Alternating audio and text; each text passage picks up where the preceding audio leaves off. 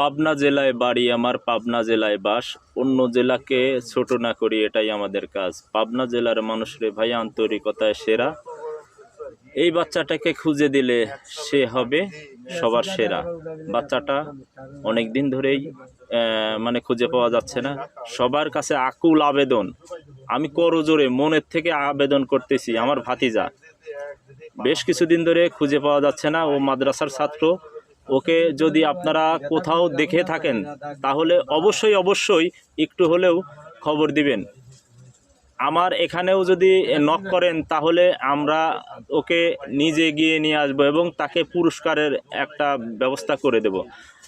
আর যে এই ভিডিওটা দেখছেন অন্যকে দেখার সুযোগ করে দিবেন, কারণ এই একটা শেয়ারের মাধ্যমে একটা মায়ের কোল ভরে যাবে। একটা মা যে কত পরিমাণে কান্না করছে যা ভাষায় প্রকাশ করার মতো না। সবাই একটু কষ্ট করে এই বাচ্চাটাকে খুঁজে দেওয়ার জন্য আকুল আবেদন জানাচ্ছি।